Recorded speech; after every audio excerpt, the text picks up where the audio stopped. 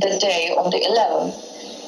So, and because of these audios and what happened was that we were suspicious about this whole situation. Suspicious of Brian Gerrish. But of course, we didn't want to say anything and to make our final conclusion. But what happened lately, that way, which confirms the cover-up. But the other side of it, the other aspect of it is that it shows that Brian Gerrish and Bill Maloney are also part of the control opposition. Maybe Abraham, will you explain what happened with this? These are internal emails within the police. This is a line of emails. This is a trail of emails that leads from Ella. Well, let me give you the trail. Yeah, please do. Ella sent the email, the list of all of the cult members, the details of the tattoos, and the venues, the distinguishing marks on their members, the venues where the children were being sodomized and ritually sacrificed, and lots more material. So Ella sent this file to Brian Gerrish. Brian Gerrish held on to the file for 4 days. We don't know who he sent it to. Meanwhile, however, Steve Martin received a copy of this file. He received it. By the time this email got to Steve Martin, which he actually did, he already had his own copy. So, which email stated that this file been received by the informant. So what happened? Ella sent the email to Brian Gerrish.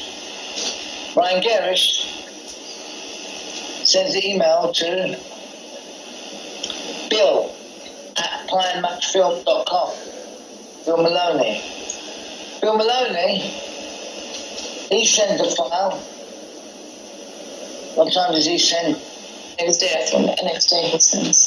Maybe Sunday. No, 15th. That's the day that he got it on the 15th from Brian Gerrish. Right. Brian Gerrish sent it, on the 15th. Bill Maloney sent it to Nathan Numbnuts Wedger. Okay, a police informant. Mm-hmm. Nathan sends it to Paul Armstrong, a policeman. He says, I have received this disturbing email message this morning, which includes allegations of serious wrongdoing by Metropolitan Police officers. Please ensure that it is urgent action to the appropriate investigation team to deal, and call me back when you have read it. This is Paul Armstrong writing to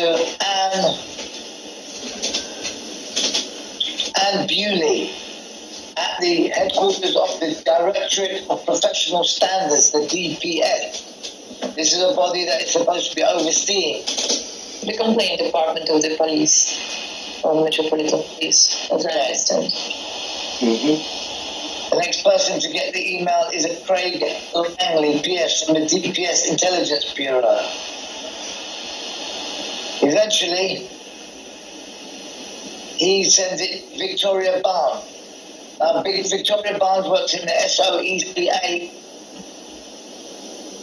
unit, LIT unit, the same unit as DS Steve Martin, Freemason policeman DS Steve Martin, who is investigating the case.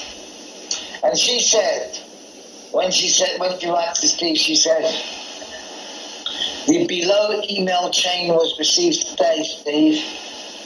The below email has found its way to SOECA lit via DPS. I have read the contents and it appears identical to a current investigation of yours. Number 241989/1/14 concerning allegations of sexual and ritual abuse at Christchurch Primary School. The email appears to be one in means one and. The email appears to be one and the same sent by the mother to the informant, and the contents appear on your crypt. Anyway, I'll reiterate. It says the email appears to be one and the same, sent by the mother to the informant, and the contents appear on your crypt.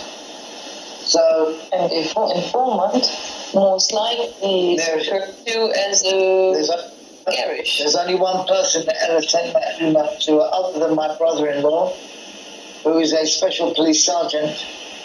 Who already had all the information. Yes, and I doubt very much they'd be calling him an informant as a special police sergeant. The only other person ever sent that information to was Brian Gerrish. Now, Brian Gerrish and Bill Maloney were both aware of that email. Brian on the 11th of September, Bill on the 15th of September 2014. They were both aware of the email and its content. None of them have said anything. The only time Brian covered the story was 6 months later, when it was in the mainstream media, when the Daily Mail and others did an attempted active job on Ella and myself. And then Brian was obliged to mention the story on UK column. Now, within those emails, do you want to say something? Within those emails are references to the tattoos and the drawings that children made. 2 years earlier, Bill Maloney, he was privy to an interview that a fellow Andrew, who was abused by Leon Britton, gave to newspapers. And in this interview, Andrew explained that he'd been abused by Leon Britton, and Leon Britton had a tattoo on his pubenta. And Andrew drew the tattoo. And Bill Maloney, in his telling of the story, he was perceivably stressed when he was telling the story to Lou Collins.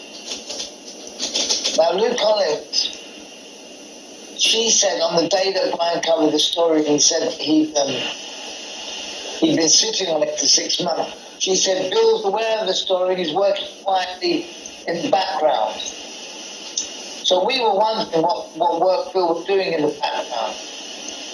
And he knew about Leon Britton's tattoo. And so when he received Alpha, he knew that this story was legit. So I want to know why Bill Maloney has said nothing about this case. Why, Bill? Why have you said nothing about the Hampstead case when you know it's legitimate, son? Eh?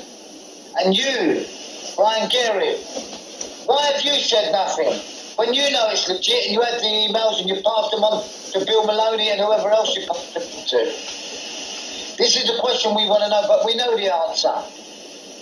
Your shield's a pair of you, and you're being exposed now.